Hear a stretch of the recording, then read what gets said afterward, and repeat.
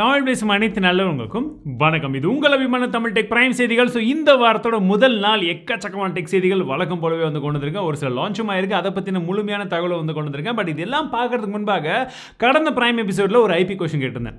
என்ன கேட்டிருந்தேன்னா, இந்த இன்ஸ்டாகிராம்லலாம் வந்து பார்த்தீங்கன்னா இந்த சைல்டு மோட் அப்படின்னு சொல்கிறது போல் சைல்டு வேரியண்ட்டே ஒன்று புதுசாக லான்ச் பண்ண போகிறாங்களா, இந்த அடல்ட் கண்டென்ட்லாம் இல்லாத மாதிரி. ஒருவேளை அந்த மாதிரி ஒரு ஆப்ஷன் கொடுத்தாங்கன்னா நமக்கு எல்லாமே நீங்கள் எனேபிள் பண்ணிவிட்டு அடல்ட் கண்டென்ட்டே வேணாப்பான்னு சொல்லி நார்மலாக யூஸ் பண்ணுவீங்களான்னு கேட்டால் என்ன சொல்லியிருக்கீங்க? நிறைய பேர் சேச்சே அதெல்லாம் வந்து நான் ஆனே பண்ண மாட்டேன்னு சொல்லி 62% ஆஃப் த பீப்புள் ஒர்க் பண்ணியிருக்கீங்க. வெறும் 38% பீப்புள் மட்டும்தான் ஆமாங்க நான் அதை வந்து எனேபிள் பண்ணிப்பேன், ஐ ஆம் குட் பாய் அப்படின்னு சொல்லியிருக்கீங்க. ஸோ 62% பீப்புள் டிக்டாக்கு அப்புறம் எங்கே வந்திருக்கீங்கன்றது நல்லாவே தெரியுது. Okay, enjoy.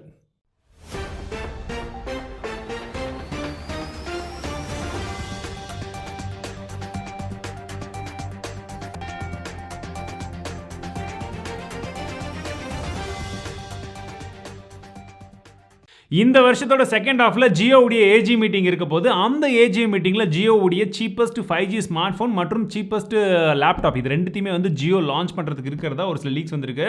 அது மட்டும் கிடையாது, அந்த லேப்டாப்புடைய ஸ்பெசிஃபிகேஷன்ஸும் கொஞ்சம் லீக் ஆயிருக்கு. பட் பார்க்கும்போது தான் கொஞ்சம் ஐயோ இதுவா அப்படின்றது மாதிரி எனக்கு தோணுது. உங்களுக்கு தோணுதான்னு சொல்லுங்கள். என்ன ஸ்பெசிஃபிகேஷன் அப்படின்னு சொல்கிறேன். ஸ்னாப்டிராகன் 665 அப்படின்னு சொல்லக்கூடிய ஒரு ப்ராசஸர் கொடுத்துருக்காங்க. 2GB ரேம் இருக்க போகுது. அண்ட் ஜியோவுடைய ஓன் ஓஎஸ், அதாவது வந்து பார்த்தீங்கன்னா ஆண்ட்ராய்டை யூஸ் பண்ணி இவங்களே வந்து ஒரு ஸ்கின் மாதிரி ஏதாவது தயாரிச்சு இருப்பாங்கன்னு நினைக்கிறேன். அதை வச்சு வரப்போகுதுன்றது போல சொல்றாங்க. ஸோ இந்த ஸ்பெசிஃபிகேஷனோட ஜியோ லேப்டாப் அப்படின்னு சொல்லக்கூடிய அந்த ஒரு விஷயம் லான்ச் ஆச்சுன்னா நீங்கள் வாங்குவீங்களா? ஹோப்ஃபுல்லி இது இருக்காதுன்னு நினைக்கிறேன். ஏன்னா ப்ராசஸர் கொஞ்சம் கம்மியாக இருக்குது, ரேம் அதை விட கம்மியாக இருக்குது. ஆனால் இதெல்லாம் வச்சு ஒரு 10,000 ரூபாய்க்கு லான்ச் பண்ணால் ஓகே. என்ன நினைக்கிறீங்க? இன்னைக்கு குளோபலாக போக்கோவுடைய X3 அப்படின்னு சொல்லக்கூடிய அந்த சீரீஸில் 2 ஃபோனை வந்து அறிமுகப்படுத்தியிருக்காங்க குளோபலாக. இந்தியாவில் மேபி இந்த மந்த் எண்டில் வந்து வரும் அப்படின்றது எதிர்பார்க்கப்படுது. ஸோ ஸ்பெசிஃபிகேஷன்ஸை மட்டும் கொஞ்சம் கேர்ஃபுல்லாக வந்து கேளுங்க.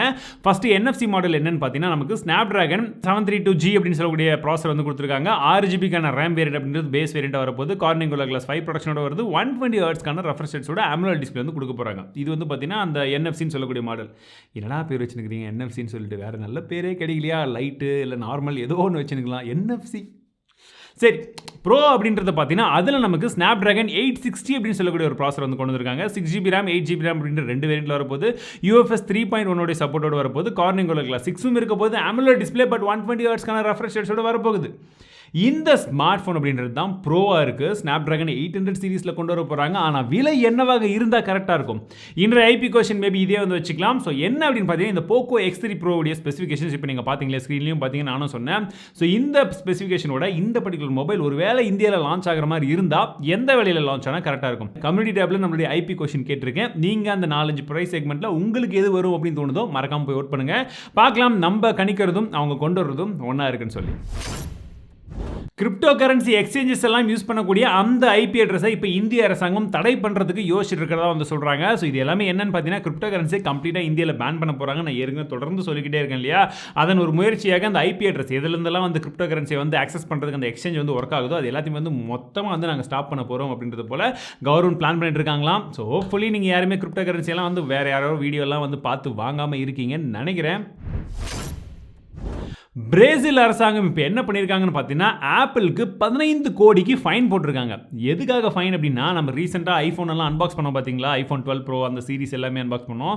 எல்லாத்துடைய பாக்ஸும் இவ்வளோ பெருசு தான் இருந்தது. காரணம் என்ன? அதில் சார்ஜர் கிடையாது. எப்படி நீங்கள் சார்ஜர் இல்லாமல் ஒரு மொபைலை கொடுக்க முடியும்? இது எப்படி? இதை வந்து நாங்கள் ஒத்துக்கவே முடியாது. கன்சியூமர்ஸ்க்கு நீங்கள் சார்ஜர் இல்லாமல் கொடுத்துருக்கீங்க.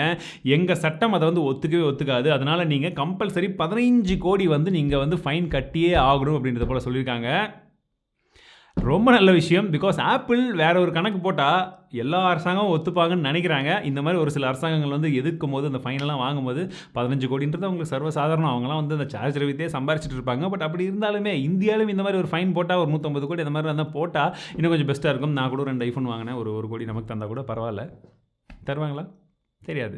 பட் அந்த சார்ஜர் தந்தால் தான் என்ன? எக்கோ ஃப்ரெண்ட்லின்னு சொல்லிட்டு தனியாக விற்றா ஆக்சுவலாக அவங்க ஏன் ஃபைன் போட்டிருக்காங்கன்னு பார்த்தீங்கன்னா, அதாவது நீங்கள் ஐஃபோனை வந்து பார்த்தீங்கன்னா கிட்டத்தட்ட 1 லட்ச ரூபா அப்படின்றத வச்சுக்கோங்களேன். அப்ராக்சிமேட்டாக 1 லட்ச ரூபாய்க்கு விற்கிறீங்க. சரி, சார்ஜர் இல்லை, அதுக்கான காஸ்ட்டை கம்மி பண்ணிங்களா? இல்லை. அப்போ காஸ்ட்டு சார்ஜரை வச்சு எவ்வளோ வருது, வைக்காமல் எவ்வளோ வருதுன்றது மக்களுக்கு சொன்னீங்களா? கிடையாது. ஸோ இதெல்லாம் சுட்டி காட்டி தான் பிரேசில் அரசாங்கம் இந்த ஃபைனை வந்து போட்டிருக்காங்க. கடந்த அக்டோபர் மாதத்திலிருந்து டிசம்பர் மாதம் வரைக்கும் பார்த்தீங்கன்னா 2020ஆம் ஆண்டு ஃபேஸ்புக் நிறுவனம் கிட்டத்தட்ட 13 லட்சம் ஃபேக் அக்கௌண்ட்ஸை மட்டுமே வந்து டெலிட் பண்ணியிருக்கிறதா சொல்கிறாங்க. அந்த அளவுக்கான ஃபேக் அக்கௌண்ட்ஸ் வந்து ஃபேஸ்புக்கில் இருக்கிறதா வந்து சொல்லியிருக்காங்க. நம்மள நிறைய பேர் அந்த ஃபேக் அக்கௌண்ட்ஸ் வந்து நிறைய வந்து பார்த்துருப்போம். நீங்களும் அந்த மாதிரி எக்ஸ்பீரியன்ஸ் பண்ணியிருப்பீங்கன்னு நினைக்கிறேன். ஸோ ஃபேஸ்புக் இந்த சைடில் ஒரு சில விஷயங்களை வந்து பண்ணுறாங்க, இந்த சைடு அவங்களுடைய நெட்வொர்க் எல்லாம் காப்பாற்றிக்கிறதுக்கு இன்னும் ஒரு சில விஷயங்களை பண்ணிட்டு இருக்காங்க. அதில் இதுவும் பண்ணுறேன். இன்றைய டாப் 5 டெக் செய்திகள் முடிஞ்சிச்சு. ஸோ இன்றைய போனஸ் நியூஸ் என்னன்னு பார்த்தீங்கன்னா, இன்ஸ்டாகிராம் யூஸ் பண்ணுற எல்லாத்துக்குமே மேபி இது ஒரு அடிங்கப்பா நியூஸாக கூட இருக்கலாம். என்னன்னு சொல்கிறேன், இந்த கிளவுட் சர்வீஸ் எல்லாம் ப்ரொவைட் பண்ணுறாங்க பார்த்தீங்களா, அந்த ஃபர்ம் பி கிளவுட் அப்படின்னு சொல்லக்கூடிய ஒரு கம்பெனி இப்போ என்ன சொல்லியிருக்காங்கன்னு பார்த்தீங்கன்னா, இன்ஸ்டாகிராம் தான் இருக்கிறதுல ரொம்ப மோசம் அப்படின்றது போல சொல்லியிருக்காங்க. எப்படி மோசம்னா, அவங்க கலெக்ட் பண்ணக்கூடிய மொத்த டேட்டாவில் கிட்டத்தட்ட 76% ஆஃப் த டேட்டாவை வந்து தேர்ட் பார்ட்டிக்கு வந்து கொடுக்குறாங்க. தேர்ட் பார்ட்டி கம்பெனிஸ்க்கு உங்களுக்கு வேணுமா இந்தாங்க எடுத்துக்கோங்க, உங்களுக்கு வேணுமா இந்தாங்க எடுத்துக்கோங்கன்னு சொல்லிட்டு கொடுத்து அவங்க கிட்டேருந்து காசு வாங்கிக்கிறாங்க. இது ஒன்று. ரெண்டாவது வந்து பார்த்தீங்கன்னா, அவங்களுடைய ஓன் மார்க்கெட்டிங்க்கு 86% ஆஃப் த டேட்டா வந்து யூஸ் பண்ணுறாங்களாம். இன்ஸ்டாகிராம் இருக்கிறதுலே ரொம்ப சேஃபஸ்ட் யாரானா சிக்னல் அண்ட் இப்போ புதுசாக டெவலப் ஆகிருக்கக்கூடிய கிளப் ஹவுஸ் அப்படின்னு சொல்கிறாங்க. ஸோ நம்ம கிட்ட இல்லை, iOS வச்சிருக்கவங்க மேபி யூஸ் பண்ணுவாங்க, பட் சிக்னல் தான் இருக்கிறதுல ரொம்ப சேஃப் அப்படின்றத போலையும் அவங்க சொல்லியிருக்காங்க. ஆனால் இன்ஸ்டாகிராமுக்கு யாரெல்லாம் ஓட்டு பண்ணீங்களோ இதையும் கொஞ்சம் யோசிச்சு பார்த்துக்கோங்க. Be careful. யாராச்சும் புதுசாக மெசேஜ் பண்ணால் மாட்டிக்காதீங்க. ஸோ அவ்வளோதான் நண்பர்களே, இன்றைய தமிழ் டெக் பிரைம் செய்திகள் கண்டிப்பாக உங்களுக்கு பிடிச்சிருக்குன்னு நினைக்கிறேன். ஸோ நேற்று நம்ம ஒரு வீடியோ வந்து போட்டிருந்தோம், அதாவது ஆஸ் தமிழ் டெக். அந்த ஆஸ் தமிழ் டெக் இது வரைக்கும் பண்ணாத மாதிரி கொஞ்சம் வித்தியாசமாக ட்ரை பண்ணியிருக்கேன். ஒருவேளை நீங்கள் பார்க்காம இருந்தீங்கன்னா, நம்மளுடைய புது அரசியல் கட்சி எல்லாம் ஆரம்பிக்கிறத பற்றி நிறைய விதமான டிஸ்கஷன்லாம் வந்து போயிட்டுருக்கு.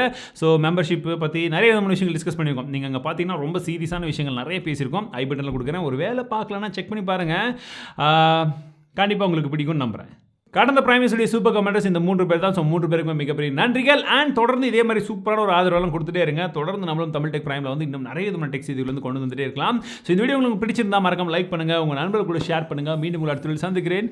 வாழ்க தமிழ், வாழ்க டெக்னாலஜி.